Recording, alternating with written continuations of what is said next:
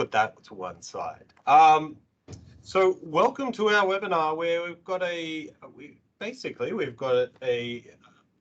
lovely guest that is coming in to introduce what we think is quite a unique product, definitely something we haven't seen before. Yes, sorry, it's been a little bit. My name is Dr. Stephen Weber. I am a senior WHS consultant here with Safety Action. Hopefully, if you have any questions at all for myself or the guest as we go through the webinar, please feel free to type them in chat. I'm keeping an eye out and we'll be able to pass it on as we go through. But basically today we want to introduce you briefly, at least through slides, to Glecellie Castro, a brand new graduate cadet here at Safety Action. We're going to talk about the safety net system. This is the system that our guest is going to talk about, and we think is quite unique in the construction and fall protection space. Briefly, we're going to talk about some changes to safety regulations that are occurring that we think are important. And at the very end, we're going to remind everyone that we've got a breakfast briefing coming up, and where we're going to talk about the findings of our safety benchmarking project, which we think is quite enlightening and interesting information towards planning out your safety systems. So, first things first, Safety Action would like to introduce you, at least through slide, to Glecellie Castro. Glecellie joins us from completing her honours degree in biomed at Monash University. She joined us earlier this year. I think her first date was, let's say, start of Feb. She's extremely personable individual. She's very friendly and extremely keen in improving health and safety in the workplace. We're very impressed with her growth so far, and more than look forward to introducing you to Glecellie in person as we go through. And we feel she's going to be an excellent addition to our team as we move forward and hopefully keep growing. So please look forward to meeting Glecellie in the near future, and give her a warm welcome from us, or for us. So the main topic we're going to talk about today is Gaprie. Gaprie is and Gary's going to correct me if I say anything wrong, which is excellent. Is a New Zealand-based company that produces unique safety netting solutions. This is for fall protection within racking systems and on construction fields. They're a unique solution. I wanted to put out a disclaimer. Safety Action is not being endorsed. We're not getting paid in any way, shape, or form from Gaprie for this introduction. This is just us providing, I guess, what we think is a very unique product as a sort of informative element to expand your potential control options when looking for solutions in your work environment. So I'm going to hand over to Gary Priestley to introduce himself and go through. I will be asking some questions as we go along if I feel it's necessary. And if you have any yourself, shoot them through and I'll hit him with them. So Gary, please introduce yourself. Great, thank you very much, Stephen. My name is Gary Priestley. I am the Managing Director of Gaprie Limited. We have offices in New Zealand, Bay of Plenty, and we also have an office here in Melbourne. We've got representatives in Melbourne and Sydney, and we are Gaprie Australia Pty Limited, and we've been operating in Australia for 2 years. I have been operating this safety net company out of New Zealand since 2008. And we initially started safety nets in construction sites in 2010 over in New Zealand. And that has developed into a huge business in New Zealand, especially in residential houses. So my background is from roofing and steel erecting. So hence the safety nets, when they came around, I started using them underneath the roofs that we did. and that's developed onto us providing a unique service in New Zealand to the roofing, construction, builders, all those people we will sell nets and training to. So we do a full one-stop service for the industry. And that's one thing that we're trying to get launched in Australia. So with the safety nets, we will sell the safety nets, provide the safety net training, sell all the accessories, make sure they install them correctly.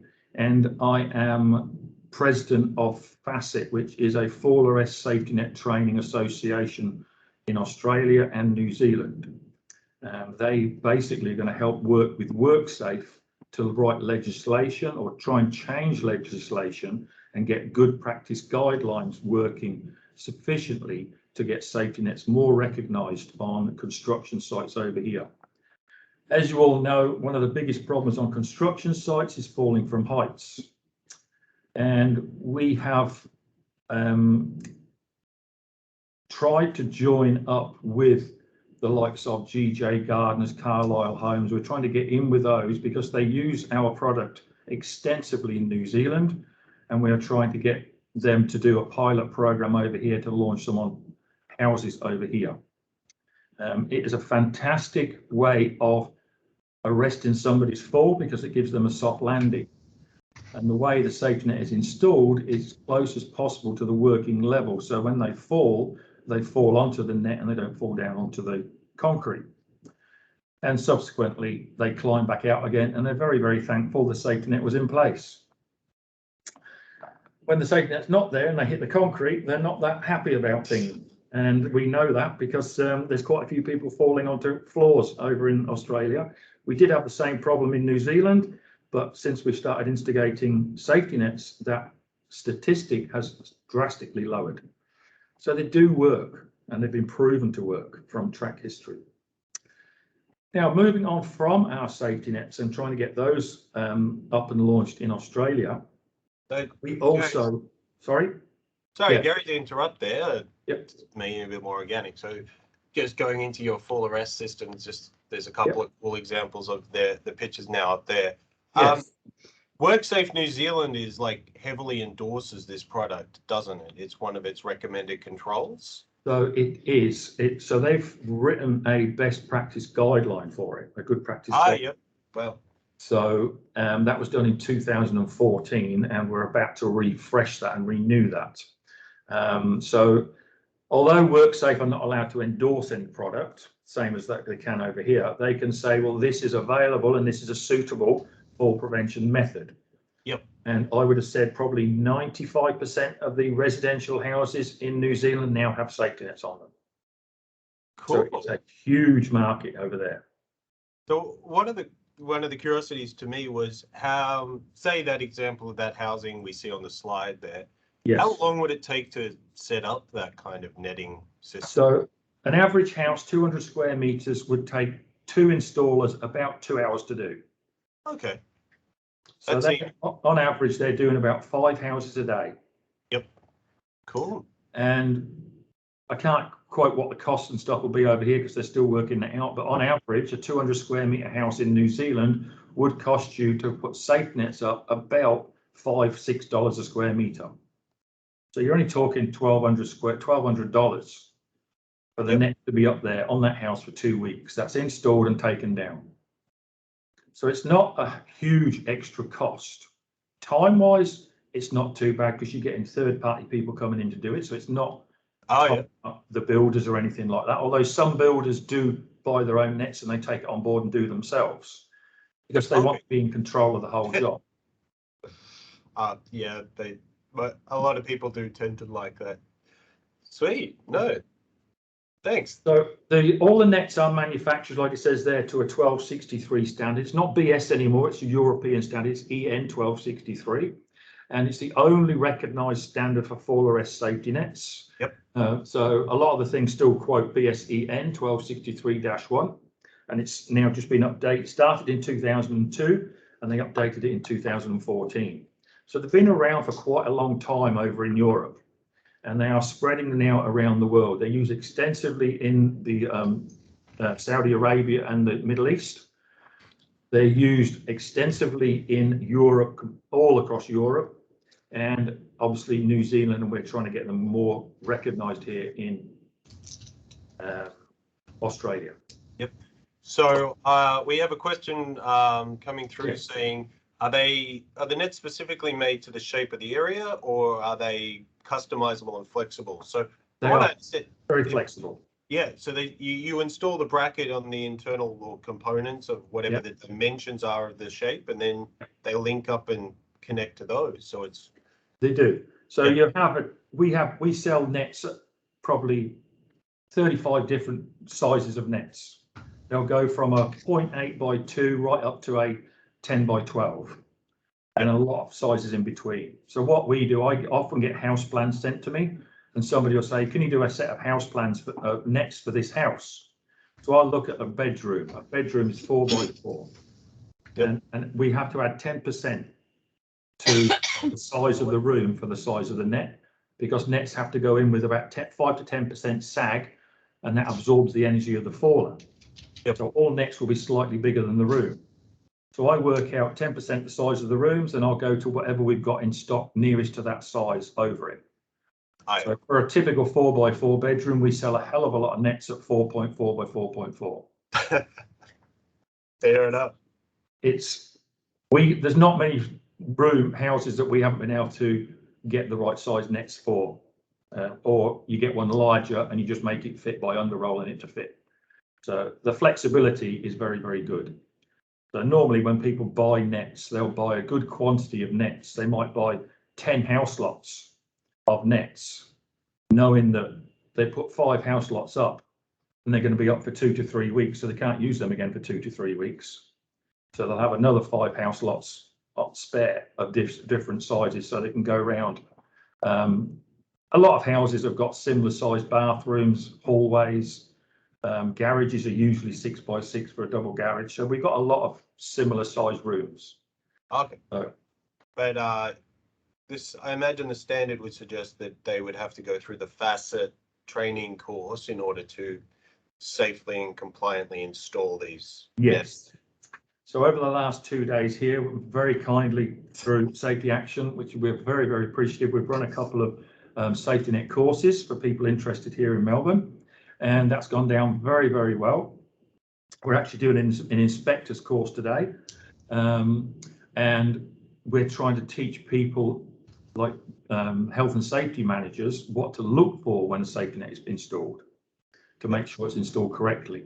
So we do a 2-day riggers course, which gives riggers then a basic competency card to go and install safety nets so they know how to do it correctly. We are working closely with some WorkSafe inspectors who are trying to get a forum going through the state. So I know it's going between Queensland, Victoria, and New South Wales, a health and safety forum run by Safe Work Australia to try and work through better solutions to height safety. Yep. And we're trying to get safety nets in front of them as a solution. So, sorry, Gary, does it have to be a rigger that then does the facet training, or could somebody do the facet training and be able to install separate? So in our eyes, it can be anybody can sit a safety net riggers course. At the moment, with the legislation in Australia, safety nets are mentioned in the scaffolders riggers training. So that's one thing we need to get clarified by WorkSafe and agree that we can train anybody. They don't have to be a scaffold rigger as such. But we'll still do scaffold riggers as well. Watch this space. Yes, it's work in progress. So, any help that anybody wants to jump in and help us with, we'll be more than appreciative, because we are passionate about trying to reduce statistics. No problem. People shouldn't go to work and not go home to their family at night. Absolutely, and I think you're in the right audience for that. Yes, yes. So just kind of moving on then from your... Yes, so moving on from our safety nets, we got approached by a lot of health and safety professionals in big corporate companies saying we're having problems in our warehouse. The forklift drivers are not the most careful people when they're operating on high bay racking. And they keep pushing products off and they keep pushing pallets out and it keeps falling on people. So they said to us, is there anything you can do about this? So back in 2015, we put our design heads on and we came up with a unique system. And we designed a Elinet system for pallet racking. And now we do 3 types. We do a fixed system. If you look at that picture on the right-hand side, it goes between the back-to-back rackings. It's on a wire rope, on aluminium brackets, and it's got the polypropylene safety net running through. So there's 2 reasons for all that. Is number one, if the pallet pushes through too hard by the forklift driver, it will not touch the pallet on the rack on the left-hand side. So subsequently eliminating the risk of push through. Yep. The other reason for the net is if they tilt the pallet too hard and they got loose stock on it, the stock could fall off. The net is there to stop that stock from falling down, and it retains it back on the pallet. So it's widely used now in a lot of distribution centres. We've done a few over here. We've just recently done another one in Sydney for a dairy company. We've done a huge one in Perth for a dairy company. And they love the system because they're not having as many accidents. Now, what I like, sorry, Gary, I keep interrupting. What I like about this versus, say, the traditional steel backing, which many people would have seen, is, well, if your system is deflected too far, and in steel that would pop out and have to be replaced and fully done. Yours just, most of the time, it just needs retightening, if I understand right. So because it's flexible, it comes back into place. Yeah. The steel wires even get pushed against, but it stops, so they don't undo because they're on tensioners. But because they're on tensioners, it's very easy to tension if they need to. But so far, we've been installing this now for the last, 2016, so 5 years, 6 years nearly, and we've never had to go back and retension anything. Oh, wow. I've been back to some jobs. There's one in Christchurch, which we're doing at the moment. We installed it 4 years ago. And it was only a trial, and it's still perfect. So it is a great system. Now, the one you see on the bottom left and right is an elevating system which can go on the front of pallet racking. So that goes up and down like a curtain, like a blind. So we either do it on a rope, pull up and down, or we do it by an electrical motor. So it goes up and down. So forklifts can still gain access and get the product off. They put the net back down again and everything's safe. Nice. The big push on these were the likes of Christchurch and Wellington because of the earthquake scenario. Oh, yeah. Still need to get in and access the product, but when it's not getting used, when they need it to be safe on the racks and not fall on people. And there is an issue, and it's the same here, so I understand in the health and safety laws, that anything over head height on a pallet on a racking system must be secured from being able to fall on people. Yes, and I think there's been a very generous interpretation of what secured is to date. So, but yeah, that is correct. Cool. So that's our unique Elinet system for pallet racking. Horizontal pull up and vertical pull up and down and fixed system. From the Elinet, we got requests. So everything's sort of progressed nicely from our customers requesting. They said, right, you've got the Elinet system which stops our pallets falling off. Is there anything you can do about getting rid of all this plastic wrap that we have to dump and bin full a week? Because when we go up onto the pallet racking and take some boxes off of a pallet, we have to then bring it back down, rewrap it and put it back up again. So we're wasting a lot of plastic wrap, and we are doing a lot of unnecessary work with our labour force, having to bring it down, either take it to the wrapping machine, or they're going to get dizzy on the floor by going round and round with more plastic wrap. But more prominent now is everybody's environmental policies. Everybody's looking at trying to reduce their plastic waste. So we invented what we call our PC net. It's trademarked, it's patented, and it is fantastic. We are getting so much feedback from customers that are using it. We have got Nestle worldwide, just about to roll it out worldwide. They have 325 depots in 79 countries, and so far we've sent it to depots all through Africa. Yep. We have Amazon in the UK. You just ordered a 40-foot container load of these, so they're using it extensively in their pick and pack warehouses. There's tire places using it for pick and packs. They can go up onto the rack, pull a pallet down, which has got one of those on. They can take 2 or 3 boxes off. They can retighten the straps and put it back up straight away. So the pallet net will stay on that, and it will adjust down to about 500 or 600 mil. And then we've got a different size. You can change it for a different size to bring it down even further. Yep. So we can go from pallets 2 meters high right down to 500 high with a PC net. Yeah, and I love watching the video because one person can set this whole thing up, and yeah, and it adjusts depending on different heights and weights, and yeah, you don't see that sort of open potential spillage that you see in partially wrapped plastic containers. That's it. Yeah, just even the environmental aspect is really unique, and these last even externally, don't they? Oh, they do. Yes. Yeah. The reuse of them is what's attracting people, because it becomes a circular economy.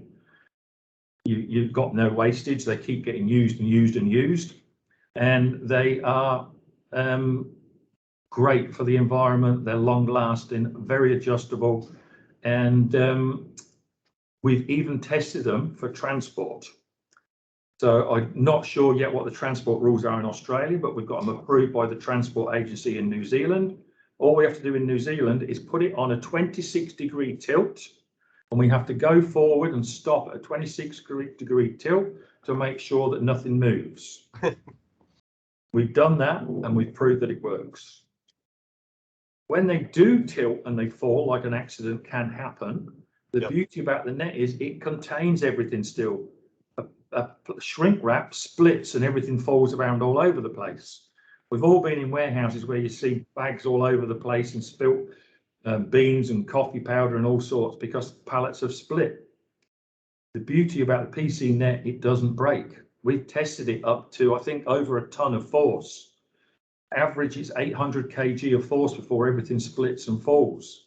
That's a lot of force on a pallet before it starts breaking. So in the case of an accident, it performs better than shrink wrap. Sweet. So we've won 3 international awards with this product, and that went down really well in the UK because they have a plastics tax in the UK, so people are looking for an alternative. Yep. And that's why we've got a distributor in the UK that sells these. They're just walking out the door. And we are selling quite a lot of these in a lot of countries around the world, and Australia being one of them as well. Cool. So Gary, just to wrap up from your section, if anyone wanted more information, where would be the best place to go for them? So if you go to Gaprie.com, our website, everything I just talked about is on Gaprie.com. Excellent. No problem. Well, thank you very much, Gary, for introducing it. I think, again, we're not endorsing them, but we think they are an excellent looking product and definitely something to consider for your business operations. I think there are some really unique ideas and solutions there that could work for quite a few people. Again, I really do like the PC netting, even just from an environmental aspect. And operationally, I have problems with shrink wrap. So thank you very much for your time, Gary, and good luck moving forward with all your efforts. Thank you very much for the time to present, and good luck everybody, and have a nice weekend. And I really appreciate Safety in Action's help with us presenting today. Thank you. All right. So just quickly wrapping up the rest of our session. Yep, Gary will head off. Just to let everybody know as we go down, there's a couple of new changes to legislation that everyone should be aware of. The Victorian government has just released for draft consultation its proposed OHS amendment for psychological health regulations. So that is, they've released the impact statement and the draft of the regulations. You should probably have a quick look if you have availability to comment on it. They want to include clearer guidance on the impact and obligations in regard to management of mental health injuries. So we've seen this clear trend in classifications and changes in regulations lately throughout Australia. Mental health is an OHS risk that we must consider and control, and the regulatory framework is just aligning with that intent. WA has released its, well, I say released, has published its WHS Act and regulations. So there are the WHS Act 2020 and the regulations for general mines and petroleum have all been, their exposure drafts have been released. The Act is due to come into effect when the regulations come into effect. Now that is drafted to be this month, and to date there is no publication or announcement that has been adjusted, but we've had readjustments of this introduction date for a couple of years now, so watch that space. But they have been released and they are coming, so be mindful of that. And OHS Victoria has amended its crystal silicon regulations again. They've introduced a licensing regime for anyone that wants to work with engineered stone. Basically, if you're working with anything that has a resin base, and I think it's 80% silica as a trigger point, that is going to require a license. We've got permanent bans on dry cutting and a few other offences and fine elements have been introduced in those regulations. So if you have any potential silica cutting, be mindful that now exists within a regulatory framework. And just finally, we are finally post-COVID hosting our first breakfast in person. We would love to see as many human beings face to face as possible. It's on the Tuesday, the 5th of April, 7:30 to 9 a.m. here at our Clayton office. The details are also in our newsletter. Please come if you can. We would love to see everybody again, face to face. We are covering the benchmarking safety performance survey that we undertook last year, and the findings and trends that are occurring out of that to hopefully guide you into what works for safety programs to more effectively guide where you should target your programs and systems. Next month, we'll be going over the role of executives in safety, talking about World Health Safety Day and employee representation. So again, thank you very much for joining us. I want to shout out to Gary, who stepped away already, for introducing his product.